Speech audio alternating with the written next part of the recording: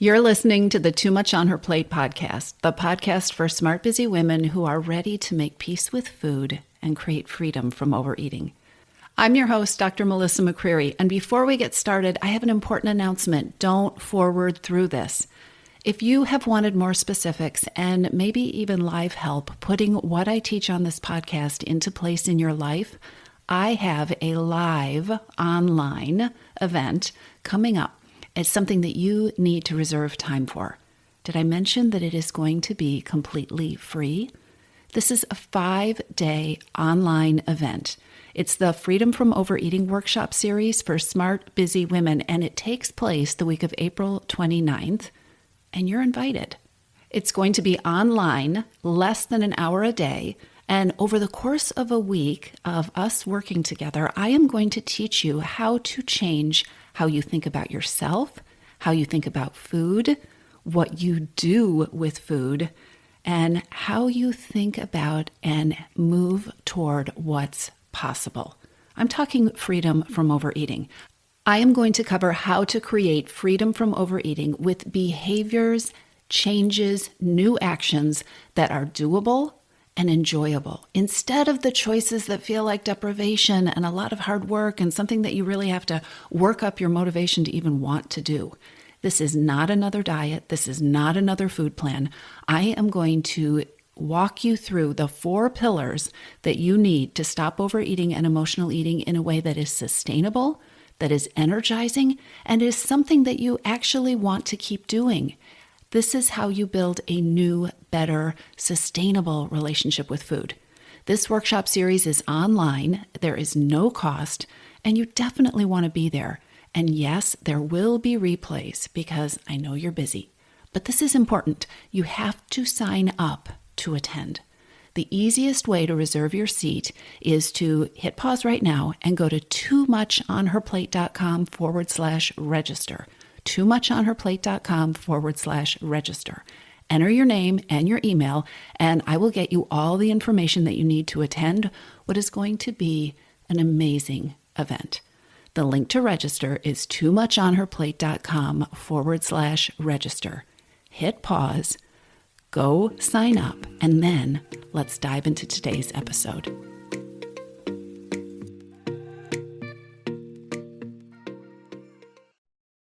Hey, everybody. Welcome back to the podcast. Today, I want to talk about something I get a lot of questions about, which is how to interrupt emotional eating. How to either interrupt it when it's happening so that you are shortening what is going on, or how to interrupt the urge or the craving to overeat or to start a binge or to set off on an episode of eating that you know, or at least a part of your brain knows you don't really want to have. So today I'm going to teach you a power tool, and it is something that you can use anywhere, at any time, in just 60 seconds. The technique that I'm going to teach you today helps with emotional eating, it helps with mindless eating, and it can help stop or interrupt a binge. It helps with stress and with overwhelm, and you can even use it in the middle of the night if you wake up feeling worried, if you are having a lot of thoughts going through your brain, and you don't have to do anything weird. That's the best part about this. This is something that you can actually do in the potato chip aisle at the grocery store, and nobody's going to know. You can do this anywhere. So what I am going to show you today, or talk you through today, since this is a podcast, is a very simple and very effective breathing pattern that, like I said, you can do anywhere. Nobody needs to know you're doing it. And it is a very powerful, empowering way of moving out of cycles with automatic behaviors. And automatic behaviors are things like automatic mindless eating or emotional eating or eating to numb out or eating to push down a feeling. This technique that we're going to talk through is also very effective with stress and anxiety. And the best part about it is that it works really well even if you feel like you're not doing it right, or even if you are really sure you're doing a bad job of it. No matter what your inner perfectionist is telling you, you really can't mess this up. It can only help you. I'm going to walk you through exactly how to do this in a moment, But before I do, let's talk about what breathing even has to do with emotional eating or binging or taking your power back from food. Eating, when it is emotional eating or stress eating or mindless eating or comfort eating, is a reaction. When you're doing this kind of eating, you're using food as a way to cope or a way to avoid or a way to numb. This kind of overeating is often a reaction. In fact, I think it's always a reaction. You're doing it for a reason. This kind of overeating is something that you are used to doing without really thinking, or it's just a habit, right? It is ingrained in you. Maybe you've developed the habit of walking into the house after a long day and walking directly to the refrigerator without a second thought. Or you get done with something and you walk to the pantry and you open it up, or you go to the vending machine. It seems like it happens on autopilot. And often in that moment, walking to the pantry, grabbing something out of the refrigerator, going and getting the Coke without even thinking about it, it's what you think, what you are believing you need to do. It's just the next thing. I need chocolate. I need a treat. But it's often not a thought out, deliberate response. There's often a piece of intentionality that's missing from it. So often in that moment, when you reach for something to eat or you order the DoorDash or you grab another handful of pistachios, you really haven't paused to consider, do I want to do this? Am I hungry? What's going on? What are you thinking? What are you feeling? What do you really want or need? Do you really want that handful of pistachios? Are you really tasting that handful of pistachios? Breathing is this amazing, accessible tool that we all have that we can use to help ask these questions, to be more intentional, to interrupt a pattern. And we can do this in a way that can be very simple. I'm going to show you an easy way to do this in a moment. And it's free, right? You can do it anytime. There's another reason that emotional eating happens that comes into play here. Sometimes in the moment, the feeling that you're having or the experience that you're having just feels too big and you don't want to feel it, or you're scared to feel it, or you just believe if you really let yourself know the stress or the sadness or the tiredness or the anxiety that you're feeling, it will just overwhelm you. It will wash you away. And so this reaction comes in. You maybe use eating, the reaction, as a way to avoid a feeling. You grab something to eat as a way to push that feeling down, or to distract yourself, or to postpone the next thing, or to numb yourself out. This breathing technique that I'm going to teach you is something that you can use to get through a feeling. When you stop trying to stop the feeling, to not have the feeling, which, spoiler alert, you're going to have it anyway. When you stop that, and when you learn how to lean into just breathing in the way that I'll show you, you can start to remind your brain that you are bigger than a feeling. This is a technique that can help you allow feelings that maybe you don't feel comfortable with right now. It can help you feel more confident with feelings, and it can help you with practice learn and remind your brain that it's okay to let this happen. The feelings will move through me. Now, I do want to stop and say here that this podcast, just a reminder, is never, ever a substitute for mental health treatment or for therapy. If you are experiencing feelings or situations that are getting in the way of your health, if they are interfering with your health or with your ability to function, or if you are feeling unsafe with your feelings or having thoughts of harming yourself or others, please definitely give yourself the gift of a good therapist or a mental health provider. And if you don't know how to do that, talk to your physician about ways to access that kind of care.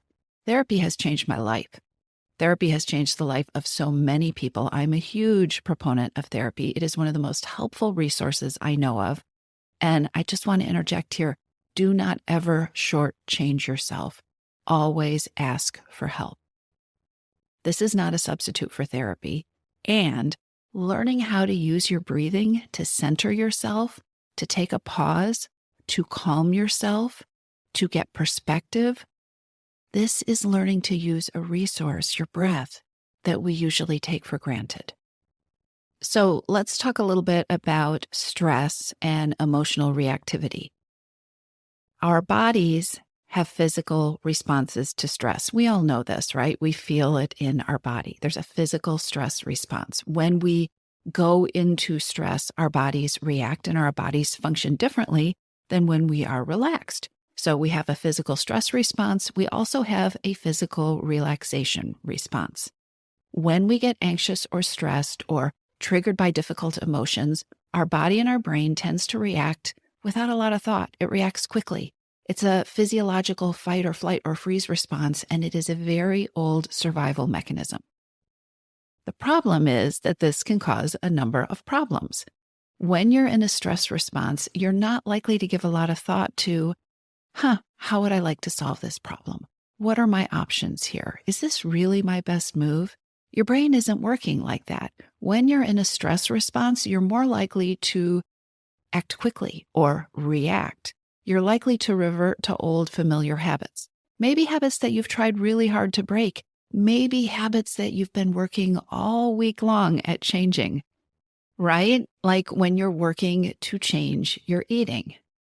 When you are in a stress response, you're more likely to react on autopilot, to mindlessly reach for something to eat, to try to soothe yourself or to numb or to push away a feeling so that you can keep going. Stress responses have an adaptive function, but unless you're running into a burning building to save a child, being in that stress response is not setting you up to make helpful decisions. The key to taking your power back from things like emotional eating or overeating or even binging in these situations is to first do something simple to break out of that stress response, right? You want to break out of that place where everything in your body is positioning you to just react, put out the fire, make it stop, do something fast, do the automatic habitual thing. When your body wants to flee or fight or freeze, it is really important to interrupt that. And in the past, I have taught something that I've called the PACE response, PACE. And PACE is an acronym. I think it could be really helpful here. I just talked about the stress response. A great goal is to transition yourself into a PACE response. All right. So what you want to be able to do is pause. That's the P in PACE, which might be as simple as taking a deep breath. You want to pause so that you can assess what's going on. That's the A. You pause, you assess. So maybe what you assess is, I'm feeling really nervous. All I want to do is go into the kitchen and get some potato chips. I paused, I assessed. After you have assessed, doing those two things allows you to make a choice. Okay, I could go eat all the potato chips and that might help for a little bit, but I'm still going to be nervous. I'm still going to not feel great about this. And then I'm going to feel really crappy afterwards. Or maybe I could do something that would really soothe me in the long term. You get to see the choices, right? You pause, you assess, you take a look at your choices, you make a choice. And when you have that information from those first 3 steps, that is when you can execute. E, right? When you execute, you actually move forward with a choice that feels right for you. The stress response is a reaction. It's something happens, must eat potato chips. The PACE response is pausing, taking a deep breath, assessing what's going on, having the bandwidth to start to see, to actually realize that there are choices. The stress response doesn't have a place for you to actually see options. You just react. The PACE response, you pause, you assess, you can start to see choices, and then you can execute. You can make a choice. You can make a choice that feels doable and right for you in the moment. Maybe it's that you hold off going and getting those potato chips for 15 minutes. Maybe you take a little break. Maybe you put on some music or you go for a short walk and you give yourself a moment to see if what you're doing helps. That's the PACE response. And the breathing that I'm going to show you is something that is very useful for interrupting the stress response and that reaction mode so that you can start to pace things.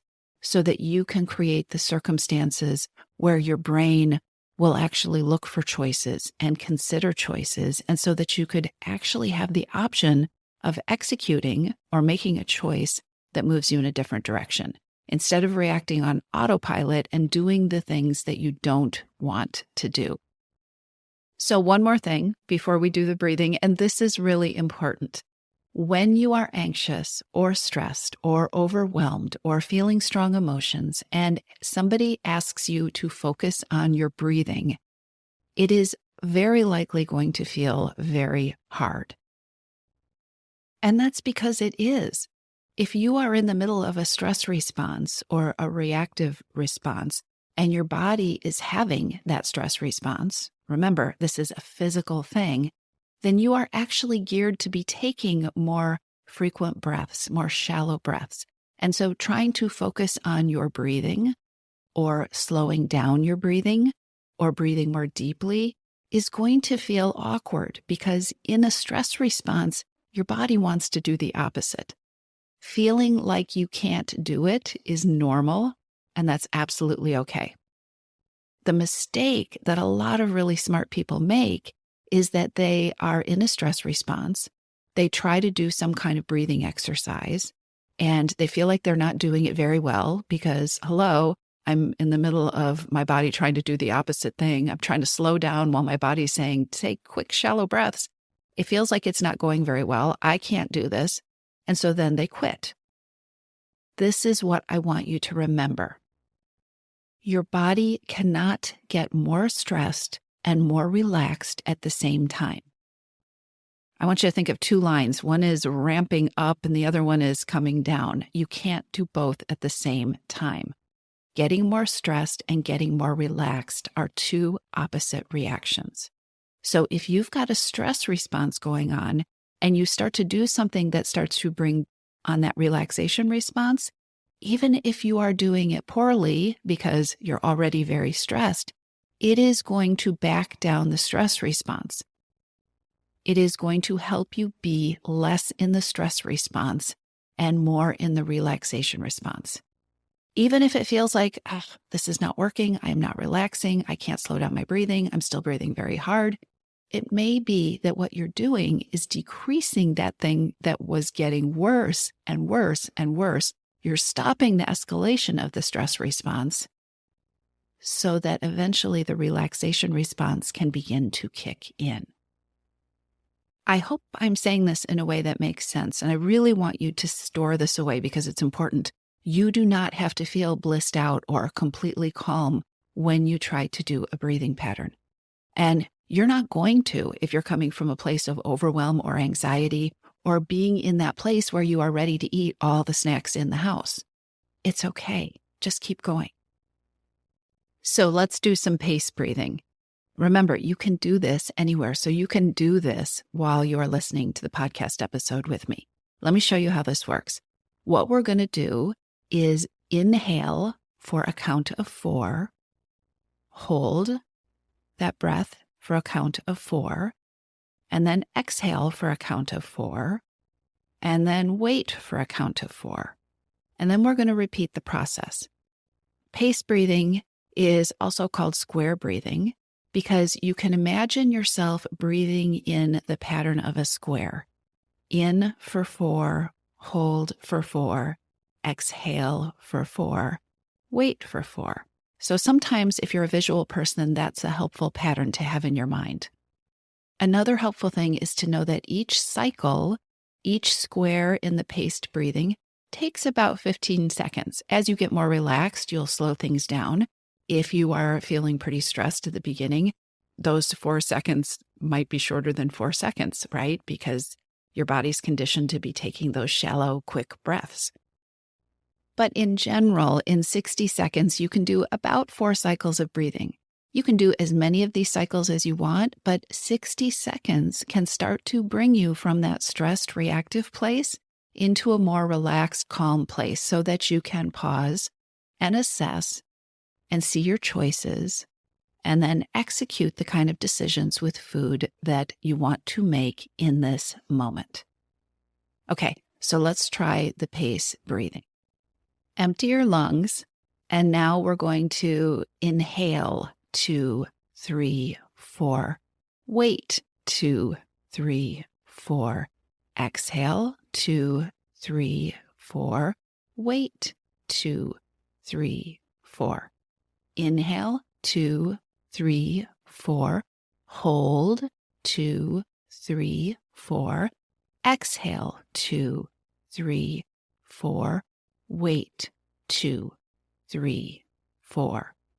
Inhale 2, 3, 4. Hold 2, 3, 4. Exhale 2, 3, 4. Wait 2, 3, 4. We'll do one more. Inhale 2, 3, 4. Hold 2, 3, 4. Exhale 2, 3, 4. Pause 2, 3, 4. And then take a deep breath and just notice how you feel in your body. You should feel a little more present, maybe a little more anchored or centered. You've just paused, and this is a great place to do a quick assessment about what's going on. What do I know about what I'm feeling? About what I'm needing? Am I hungry? Is it something else? And then you can ask, what kind of choices can I make? Can I walk into the kitchen and get some chips? Well, yes, I could, but could I go for a walk? Could I do a few more rounds of the pace breathing? What would serve me best? What would be most helpful? What would take care of me and the feelings that I'm having? How could I best respond in the circumstance that I'm in? So you pause, you assess, you see your choices, and then you can execute. You can make a choice, not from a place of reactivity or from a place of mindlessness or from a place of being on autopilot with old habits, but from being in a grounded place where you've done the pace process and you can continue to move forward a step at a time, deliberately. So that's pace breathing, and now you have that in your toolkit. A great resource to pair that with would be my free Hidden Hungers quiz. If you haven't taken that yet, that would be a great secondary step to take with the pace breathing. The Hidden Hungers quiz is a free quiz that you can take to determine what is driving your overeating, some of those reasons that you are overeating. What's the primary hidden hunger, and what's the next most strategic step that you can take to break the cycle? I'll put the link for that in the show notes because I think it pairs really well with what we talked about today. Go practice your breathing. Don't worry about getting it perfect, and I'll talk to you soon.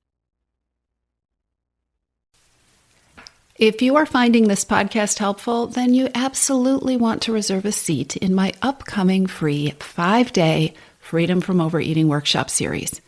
The Freedom from Overeating Workshop Series for Smart Busy Women takes place online the week of April 29th, and I highly recommend you be there. Over the course of 5 days, in less than an hour each day, I'm going to be teaching you the 4-step approach to ending overeating, the one that no one ever taught you, the one that will help you stop overeating and emotional eating without guilt, without superhuman levels of willpower, and without feeling deprived. Go to toomuchonherplate.com/register and reserve your spot.